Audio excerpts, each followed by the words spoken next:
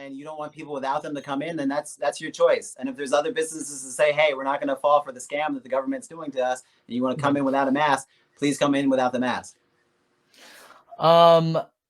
Okay, well, that's cool. Going back to policies and things like that. So obviously you think that abortion should be legal then, because the government can't enforce what you do with your body, right? Or no? I don't know, but I don't like how you're being aggressive to put different stances on me. I apologize. I do not mean to do that. Okay. Which is why I asked your opinion. How, do you think of but I presume, based on what you've told me, that you would be pro-choice, because the government should not have hands in that decision, correct? I think once the baby could come out at that point and be alive, then I don't think you should be able to have a baby, and kill it. If it's before the point of it actually being able to come out and be alive, then like, well, at the same time, like, what the fuck are you waiting for to have a baby in your body for like 6 damn months, and then you're like, you know what, now I'm gonna get it. But I'd say once it could come out and be alive, then no, you shouldn't be able to do that. So do you consider abortion to be murder after a certain point? After, like I said, after the actual, after, like, say there's a potential for a baby and then there's a reality for the baby. Once the reality of the baby is here, then you're murdering it and you're killing it. Yes. Okay, so then how about this? What if would you consider this to be murder then? If a person working on a factory assembly line gets their leg broken, and like permanently like removed, and then they are not killed, but they can no longer work. And now the government is not, under your ideal scenario, I'm imagining there would be no government assistance.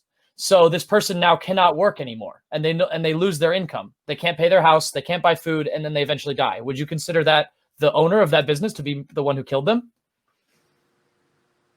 Wait, they just lost a leg, or they got killed? They lost a leg, but as a result, they could no longer work. They could no longer afford food. They get kicked out of their apartment, and they die homeless on the street. I don't know. I haven't thought through that one for the, it doesn't fall into the 3 categories of protect the people, another invader coming in, or unless you consider Social Security to be protecting the people, in which case that would be that's something that one could argue is under the first law of protecting people from danger and coercion. Okay, wait. Explain to me Social Security real quick. Well, I'm saying, what's the word?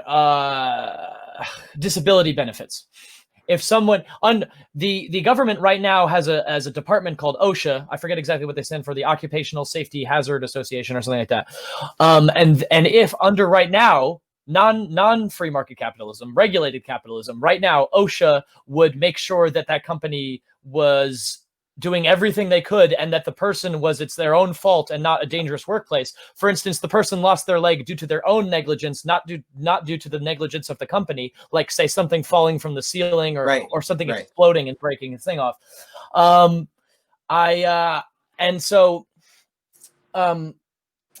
Would you consider that then to be would be the first rule? Would you consider unemployment benefits or rather disability benefits to be a protection that the government could provide, or no?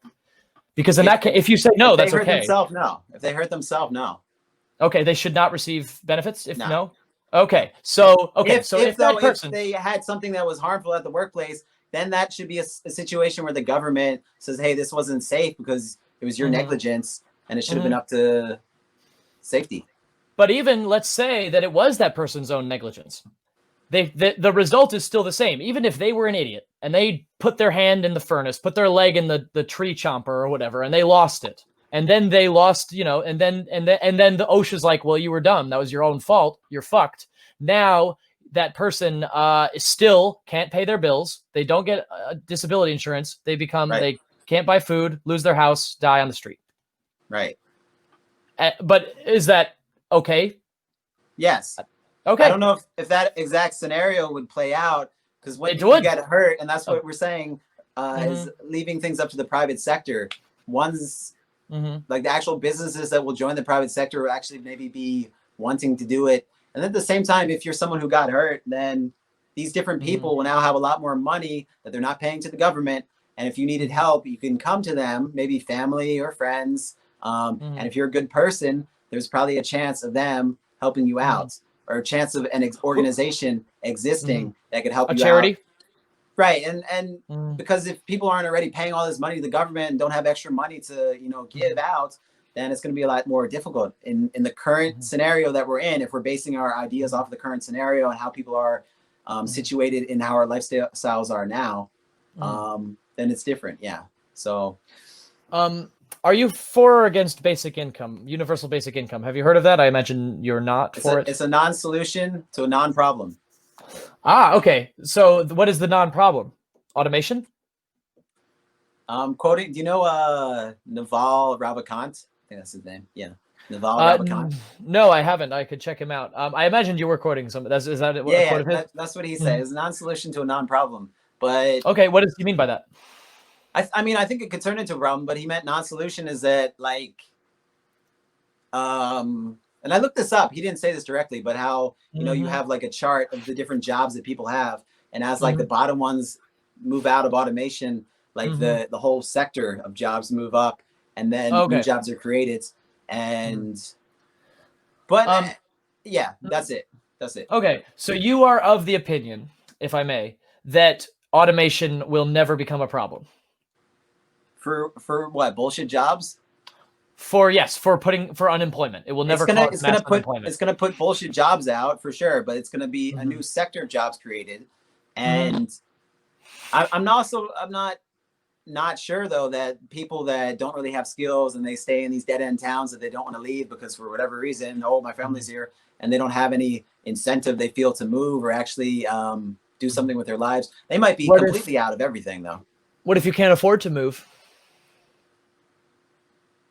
You wanted to go to the businesses, but you just don't have enough money, and now you're out because of automation.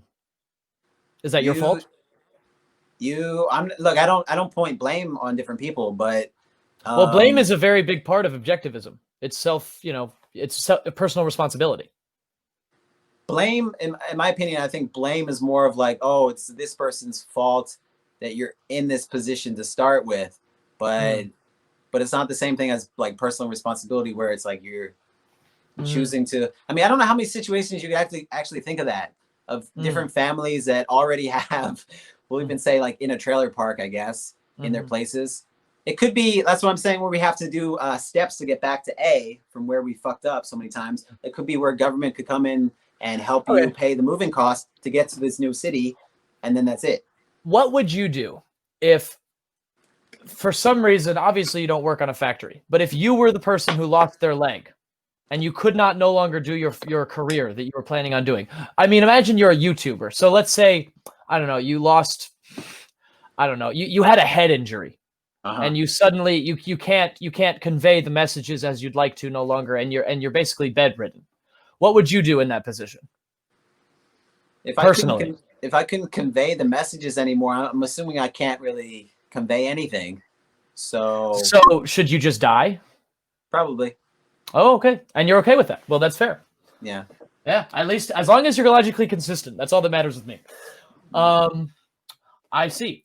I disagree. I think that people have, especially if you are, especially if you believe in pro-life under certain circumstances, I think that one should take that out of the womb instead of just in the womb. I think that if you're going to force people, which I'm not saying you agree with, because you said you somewhat disagree with, but if for people that say that for pro-life people, I think that they should also be they should be Medicare for all, because if you're pro-life, everybody has the opportunity of life. People shouldn't die of starvation or homelessness, at least in my opinion.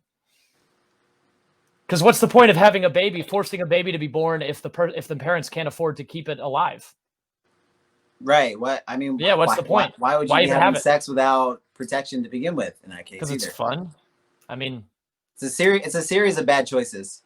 It's true, but Not if you are the so then what if it's not a series of bad choices and you have a child and then you suffer a terrible car accident and you can't work anymore and now your child is going, and your wife or whatever, your girlfriend, or or perhaps you're a single father, let's say, and you have a child because you're taking your responsibility. You had unprotected sex, it didn't work out with your wife or your girlfriend, but you take care of the child, and now you've suffered a car accident and the child now no longer has your income.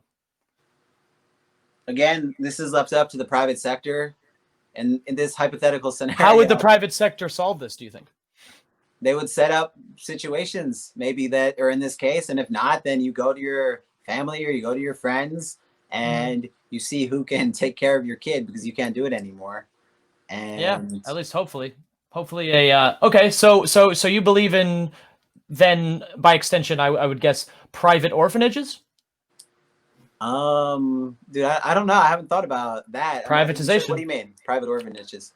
Well, right now, I mean, I'm sure there are some private orphanages, but I imagine a lot of orphanages are given a lot of support by the government because they are something, kids without parents are kind of, helpless people who need